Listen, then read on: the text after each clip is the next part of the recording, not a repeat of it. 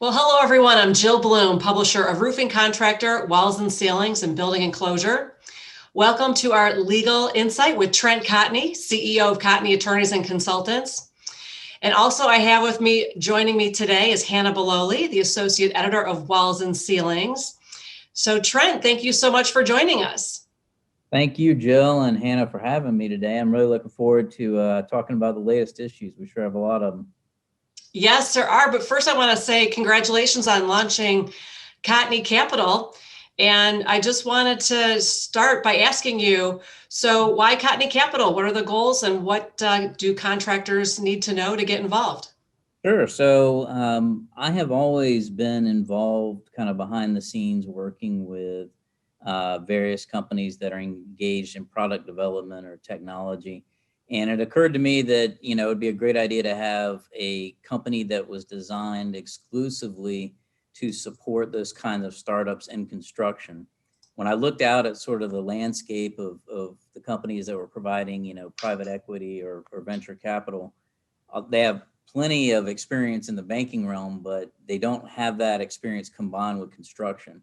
So what we're going to be able to do is have a very unique incubator program where we get these companies in the mix. They can learn quickly, not just the financial side of things, but also the construction side of things, which we're really excited about. Well, the list continues of growing of exciting things you've got always going on and up your sleeve there, Trent. But I know that there's going to be, I'm sure we'll always hear more as we move along. But one thing that you did write this week, it was going to be up on the Roofing Contractor website, is kind of breaking down the COVID-19 relief bill. And can you give us some of the highlights and now what? Sure, absolutely. So this $1.9 trillion bill, stimulus bill from Biden is interesting in that there's a lot of different things that happen here. Not many of them affect construction. Okay, they may affect your personal life, they may affect your tax credits, but there's not a significant impact on construction itself. Okay, a couple things to keep in mind. The first thing is I'm concerned about the spending. Okay, we're already starting to see inflationary pressures with material prices. We talked about that last go around. At some point, you keep printing money, there's a price to pay for that. So that concerns me. The second thing that concerns me is that this bill still didn't really address infrastructure improvement. And that's kind of what I'm looking for construction. So the high points in this bill, there's a $1,400 additional stimulus payment that you can receive. There are very strict requirements on it. Generally speaking, you can only make up to $75,000 a year. There's all these different things, but that's there. It continues the unemployment payments, which is a good thing. There is money that has been additional monies that are distributed to both state and local governments for COVID-19 related type relief, whether it's allowing for virtual communication or upgrading facilities, things of that nature, where there might be some construction capability there. But the big takeaway for me in that whole stimulus plan was no minimum wage, no $15 minimum wage. Okay. And that's significant for construction for a couple of reasons. Now, for our listeners out there, you may be thinking, I already paid all my people more than $15, so it's not a big deal. It is a big deal. It's a big deal because what you're doing is you're raising that bar to that minimum standard. Okay, so let's say your entry level pay is $16, $17. If I'm one of those people, I'm now looking at it and say, well, hey, the standard went way up. I need to go way up as a result. Okay, that's the big issue there, is because it's not just the fact that you've got to pay starting level people 15. You've got to increase everybody across the board because the minimum standard has gone up. Okay, and that's what causes me some concern. Obviously, this is not the end of the minimum wage battle. Okay, you can expect to see more attempts to engage in an increase in the minimum wage, especially as we start talking more about some of the union-related acts and bills that we're starting to see. Yeah, for sure. Also, Trent, was there a deadline extension for the PPP proposed? Absolutely. So the extension right now is through March 31st. There is some additional money that has been open for a second round of Paycheck Protection Program funding. This was through the previous stimulus that was provided under the Trump administration, December 20th of 2020. We have heard that some of the initial problems that people were having with getting access to applications and things of that nature has changed a little bit. I do anticipate that if that funding has not been completely used up in that time frame, that you may see some additional extensions with regard to allowing that money continue forward. There's already been some talks of that. Very good. Hannah? So Trent, can you break down the price acceleration clause for us? Sure, absolutely. So, I was looking at some interesting data that came out recently, and it was on the past year. It charted all the key indicators, all the materials that construction uses, regardless of whether it's in the walls and ceiling space or roofing space. And you see every single major component, there's a spike that went like this, okay? Some of that is due to all this money that we're printing, okay? Some of it is due to the increase in things like diesel fuel, okay? But a lot of it is related to delays in COVID-19 shutdowns. So one of the things that we really recommend is that every contractor right now, regardless of whether you're residential, commercial, industrial, I don't care what you're doing, you need to account for price, material increases and shortages in your contract. So one of the things that we really like to see in contracts is a statement that says, in the event that any material line item goes up by more than 5%, I'm entitled to an equitable adjustment of the contract that reflects that increased price.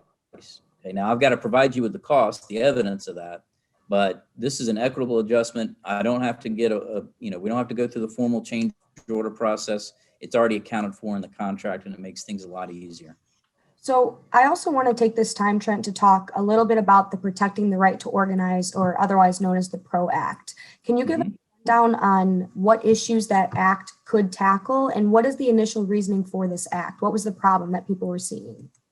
So the PRO Act is a very contentious piece of legislation, okay? And we may have some listeners that are union contractors, and I recognize that. My comments are not pro-union or anti-union. It is just, this is what I'm seeing. So originally, a couple of years ago, the PRO Act originated, and the idea behind it was to make unionization a lot easier. Okay, it cut a lot of the impediments to that, and I'll get into that. But it passed the House a couple of years ago, and now it's resurfaced again. It just passed the House again, I believe, March 9th. Okay, and now we're under an administration with the Biden administration that has been very pro-union.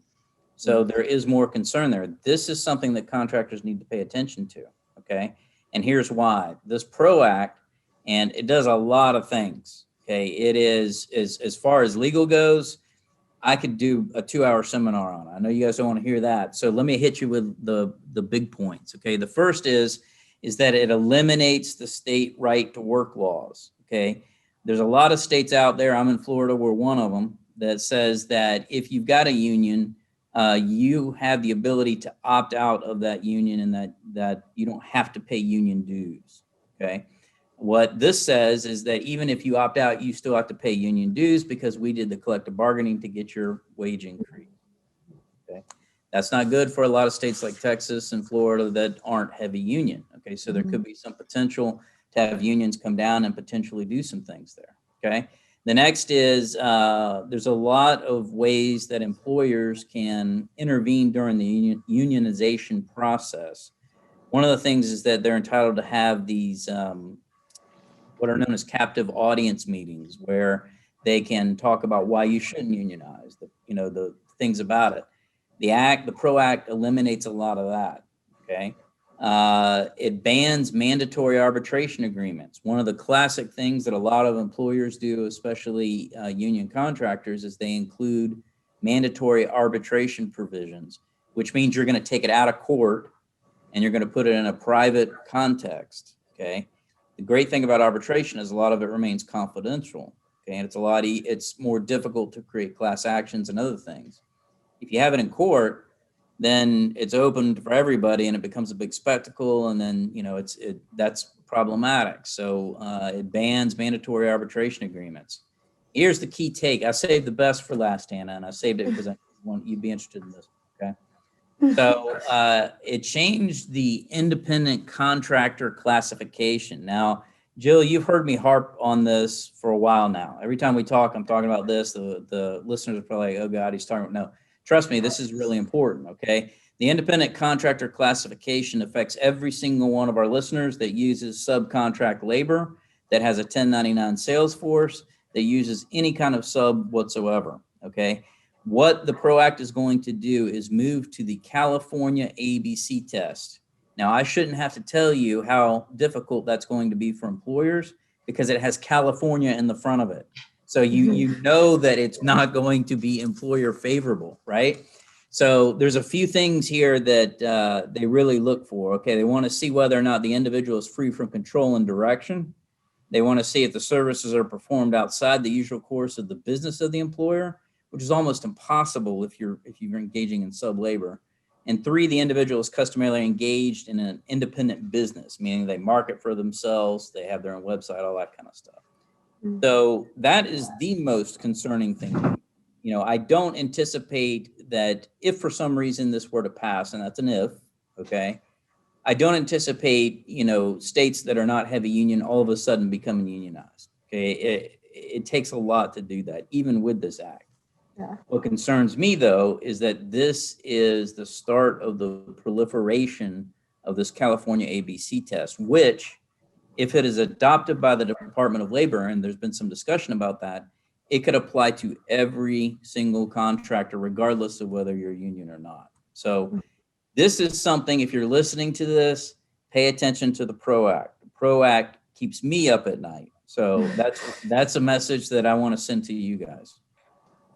So on that same vein, Trent, we have a quote here from the Associated General Contractors of America's Chief Executive Officer, Stephen E. Sander.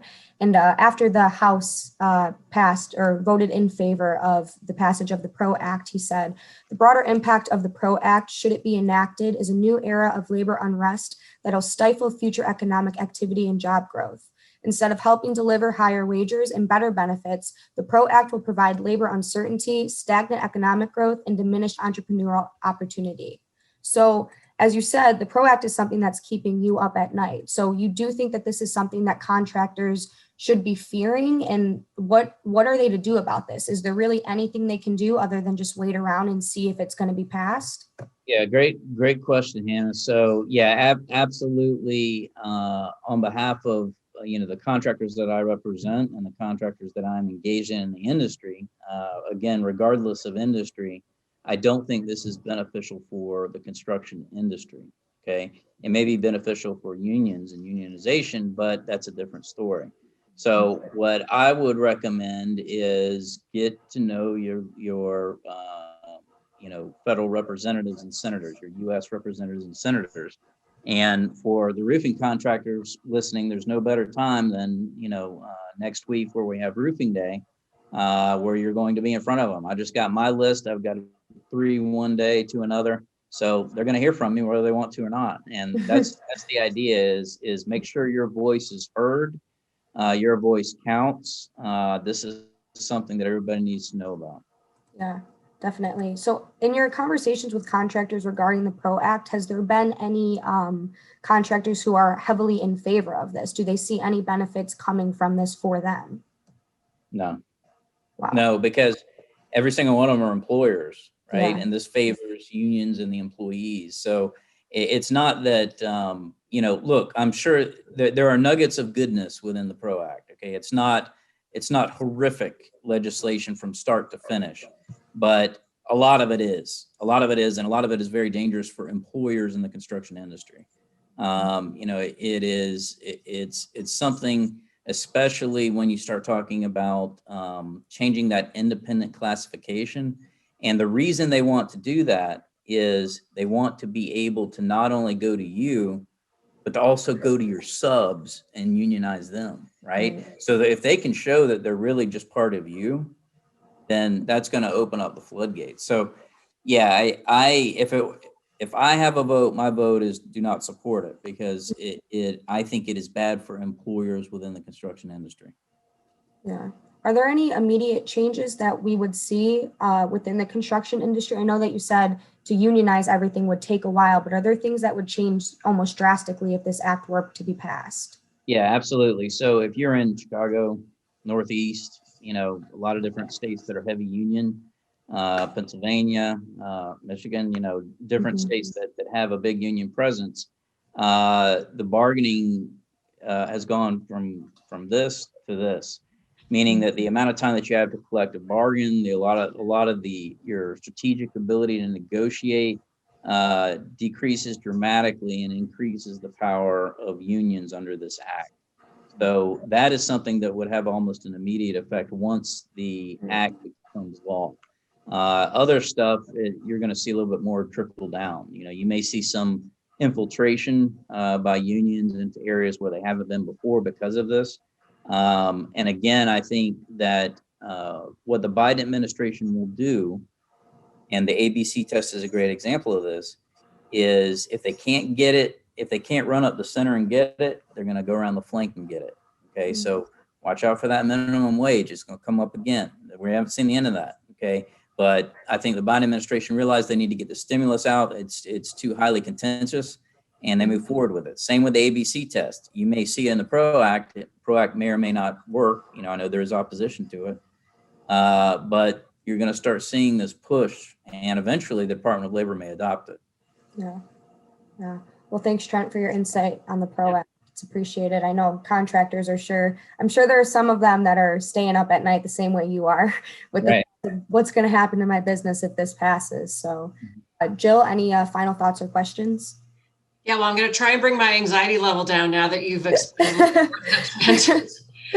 Let's go back and talk about roofing day, since you just mentioned that for those in the roofing industry.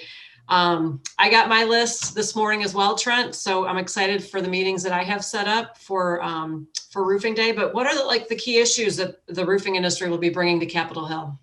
Yeah, so the one that I'm most interested in is the immigration issue, and to me that is something where I think we have the ability as an industry to gain the most traction. From my perspective, the previous administration wasn't really open to the type of immigration reform that would have been needed to allow us to get a legal workforce. Now, everybody listening to this, we all want to hire and employ a legal workforce. We're not trying to get around immigration laws. We're not trying to, employ illegals. The key is that there has to be a vehicle that allows us to either get temporary labor in or to get temporary labor in and then allow us to convert to citizenship, right? So I think this is a favorable administration for that. And I think now is the time for us to make some big gains there. The current setup that we have in place, it does not work. So of all the things that we have to discuss, that's the one that I think we stand the most chance of getting some favorable reform on. Very good. And also, Rick D'Amato just sent me a text and said he was having some technical difficulties. He was asking about, is there going to be support for the Workforce for Expanding Economy Act and the legislation following the TPS and DACA? Any insight on that, Trent? Yeah, so I think there might be. And what's interesting is that the proposed Biden immigration changes, we've seen what the potential plan is, and it's sweeping. So we have already seen some action done through executive order, right? Basically, reversing Trump's orders was action, right?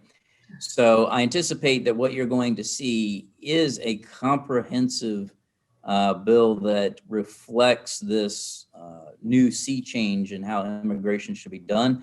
But you're also going to see a lot of executive orders that may be death by a thousand cuts as well. So I do think that there is the possibility for expanding things like TPS and H-2B.